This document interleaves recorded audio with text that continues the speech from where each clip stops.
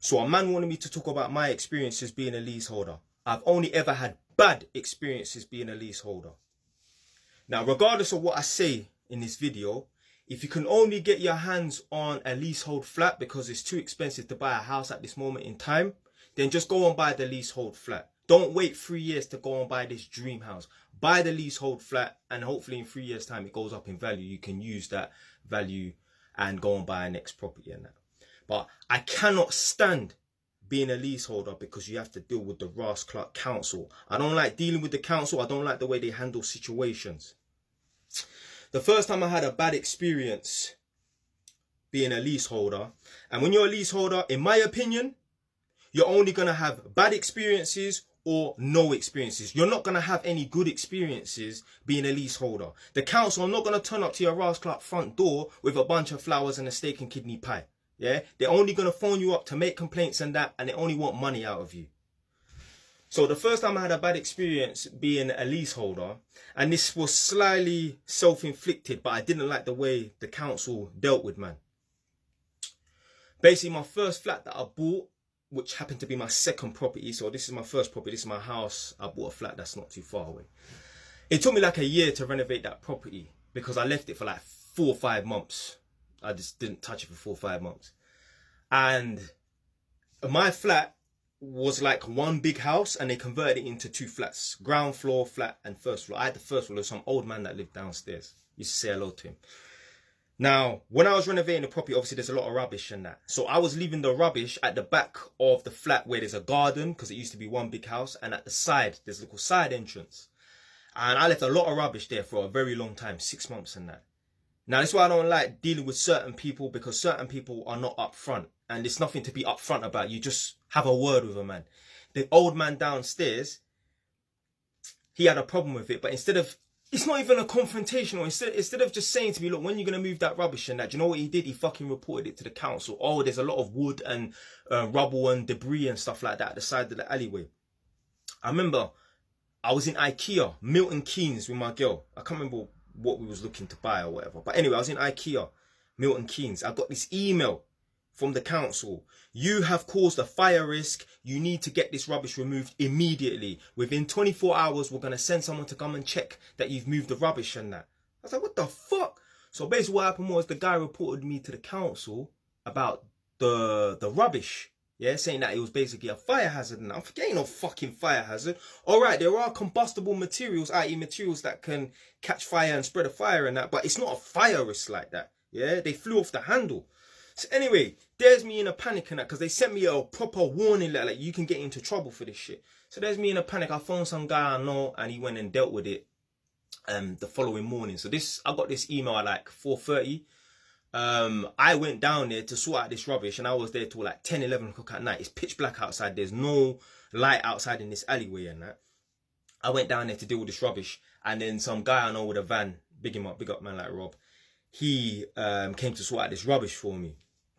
So anyway, I got the rubbish sorted out, contacted them the next day and said, yo, the rubbish has been sorted out. There's nothing to worry about. Cool. I can't remember what happened. About a week later, I'm in the flat. And yeah, I just decided to challenge it. Like, because obviously I pulled up the old man. I said, big man, why did you report it to the council instead of having a word with me? He said, that rubbish had been out there for 6 months. And if I said anything to you, you wouldn't have done nothing about it. Fam, you didn't even ask the question to fucking find out. Yeah? So it pissed me off. I stuck it on it. Hey, listen, I'm not bullying that. But I was like, yo, I was vexing it. You're like, bruv, come to a man first before you start reporting things to the authority and that. So anyway, when I was in the flat a week later, after I pulled up this guy, I phoned them up and I said to them, why did you issue a fire warning notice? Like, I just wanted to query it, and I said to them, how did you know it was a fire warning notice? He said, because we got a report from one of the neighbours and that, which was obviously the guy downstairs. I was like, yeah, you reported it as a fire notice. And basically what happened was I got a warning on my file. Yeah.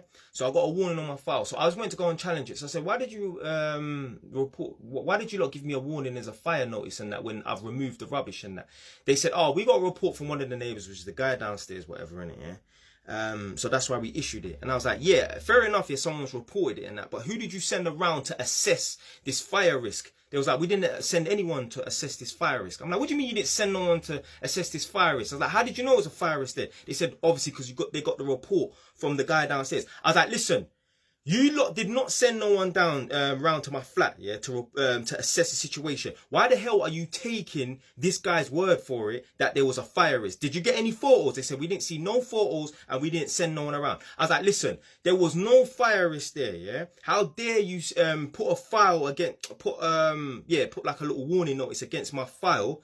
Remove that file. I said to them, that's the equivalent of the police suspecting, because I said basically, you lot went off someone's word without sending a professional set of eyes to assess the situation. They said, yeah, we didn't send no one around to assess the situation. So I said, that's the equivalent of someone saying this person robbed or murdered someone, and then without arresting anyone, without sending the police around to do like a proper assessment and, you know, do a proper investigation, you just throw the person in prison. I was like, don't ever do that again. Don't ever take someone's word for it, because it could be a malicious report and that. I was like, furthermore, remove that report from my file. They was like, okay, cool. They done it. But I went mad.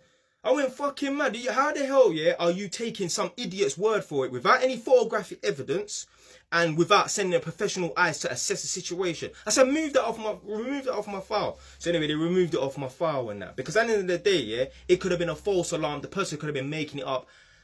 It doesn't matter. In a situation like that, you need to send someone from the council around to assess the situation. That was the first time I had a bad experience with the council. Obviously, it was slightly self-inflicted, but I didn't like the way they handled that situation.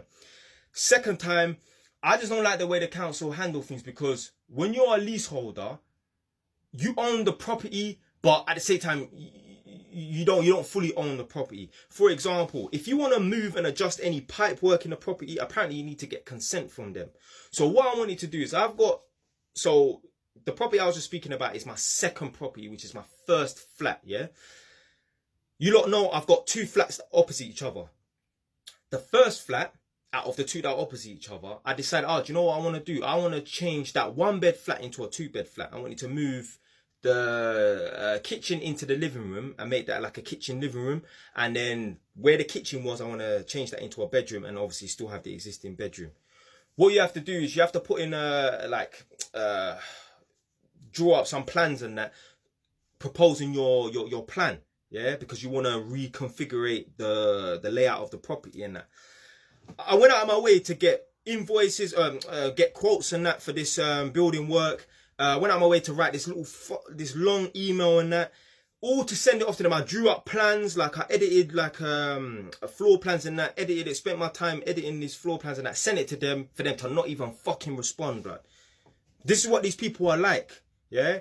When they got an issue with you, they're going to come down hard on you. They want this done ASAP and that. But when you ask them to look at some plans and that, listen, I sent that to them. I'm still waiting for them to respond to me. It's been over like a year and a half. They don't give a shit.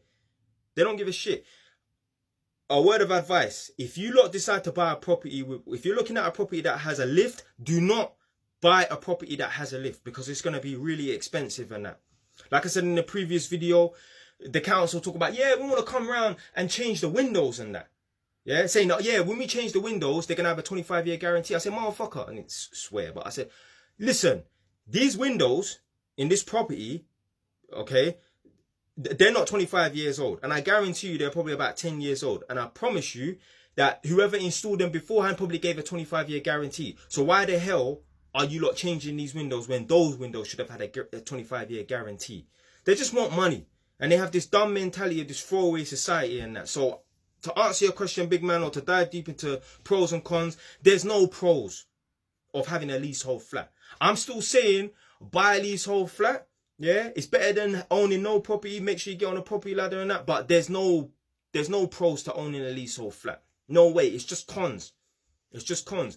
Recently, I had a little leak and that, and basically it was a false alarm and that. They will ring you straight away and they're expecting you to sort out that problem straight away. But then at the same time, this same council that I work on behalf of, the tenants phone and complain about problems and that. And the council say, yeah, we'll be there in 3 months. So they want to crack the whip and they want to order people out to sort out problems and that, but they don't do it when the council tenants report problems and that. Now I would go on further in it, but I only got like 5 seconds left of the video on that. But there's no pros, there's just cons. But I'm still saying get on the property ladder and buy a flat.